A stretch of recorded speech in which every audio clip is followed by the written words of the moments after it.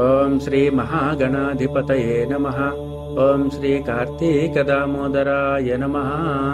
17వ రోజు పారాయణ. ఆంగీరసుడు ధనలోభునకు చేసిన తత్వోపదేశము.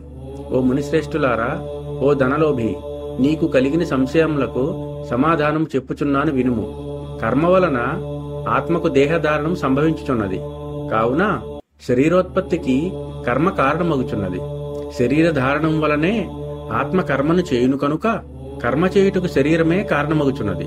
సూక్ష్మ స్థూల శరీర సంబంధం వలన ఆత్మకు కర్మ సంబంధం కలుగునని తొలుత పరమేశ్వరుడు పార్వతీదేవికి వివరించెను. దానిని మీకు నేను వివరించుచున్నాను.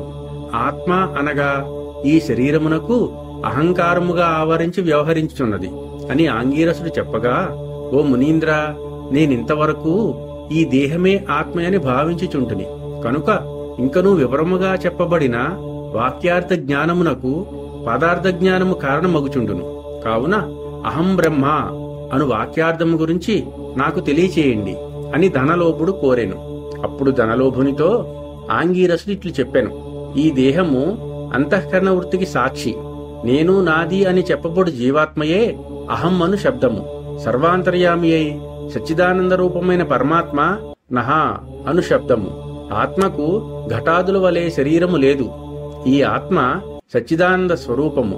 అంతఃకరణమును శరీరేంద్రియములు మొదలగు వాని వ్యాపారములందు ప్రవర్తింపజేసి వానికంటే వేరుగా ఉన్నది ఎల్లప్పుడూ ఒకే రీతిని ప్రకాశించుచుండునదియే ఆత్మ అని అనబడును. నేను అనునది శరీరేంద్రియాల్లో ఒకటి కాదని తెలుసుకునుము. ఆ దేహేంద్రియాదులన్నింటినీ ఏది ప్రకాశింపచేయునో అది ఏ నేను అని నిశ్చయము.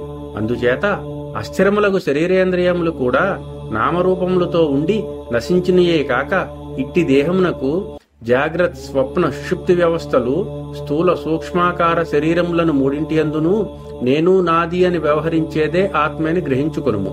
ఇనుము సూదంటురాయిని అంటిపెట్టుకుని తిరుగునట్టుల శరీరము ఇంద్రియాలు దేనిని ఆశ్రయించి తిరుగుచుండునో అది ఏ ఆత్మ. అట్లే ఆ ఆత్మ వలనే తమ పని తాము చేసుకొనును. నిద్రలో శరీరేంద్రియముల సంబంధం లేక గాఢ నిద్ర పోయి మేల్కొన్న తరువాత నేను సుఖ నిద్ర పోతిని, సుఖముగా ఉన్నది అని అనుకున్నదియే ఆత్మ. దీపము గాజుబుడ్డిలో ఉంచి ఆ గాజును ప్రకాశింపచేయునట్లు ఆత్మ కూడా దేహేంద్రియాదులను ప్రకాశింపచేయుచున్నది. ఆత్మ పరమాత్మ స్వరూపమగుట వలన దానికి దారాపుత్రాదులు ఇష్టమగుచున్నారు.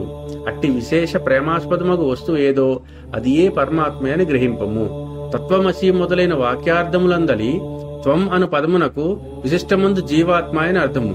తత్ అను పదమునకు సర్వజ్ఞ దిగుణత్వావిశిష్టమైన సచ్చిదానంద స్వరూపమని అర్థము. తత్వమసి అనేది జీవాత్మ పరమాత్మల ఏకత్వమును బోధించును. ఈ రీతిగా సర్వజ్ఞత్వాది ధర్మములను వదిలివేయగా సచ్చిదానంద రూపం ఒకటే నిలుచును. అదే ఆత్మ యొక్క దేహ లక్షణము.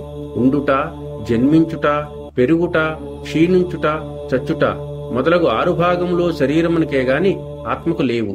జ్ఞానానంద స్వరూపమే పూర్ణత్వము గలది. వేదములలో దేనికి సర్వజ్ఞత్వము, ఉపదేశము, సంపూర్ణత్వము నిరూపించబడి ఉన్నదో అది ఏ ఆత్మ. ఒక కుండను చూసి అది మట్టితో చేసినదని ఏ విధముగా గ్రహింతుమో అట్లే ఒక దేహాంతర్యామియగు జీవాత్మ పరమాత్మాయని తెలుసుకునుము. జీవులచే కర్మఫలము అనుభవింపజేసేవాడు పరమేశ్వరుడనియు జీవులు ఆ కర్మఫలమును అనుభవింతురనియు తెలుసుకొనుము. అందువలన మానవుడు గుణసంపత్తు కలవాడై గురు శుశ్రూష నొనర్చి సంసార సంబంధమగు ఆశలన్నీ విడిచి విముక్తి నొందవలెను. మంచి పనులు తలచినా దాని వలన భక్తి జ్ఞాన వైరాగ్యములు కలిగి ముక్తి పొందును. సత్కర్మానుష్ఠానము చేయవలెను. మంచి పనులు చేసిన గాని ముక్తి లభించదు అని ఆంగీరసుడు చెప్పగా ధనలోభుడు నమస్కరించి ఇట్లనెను.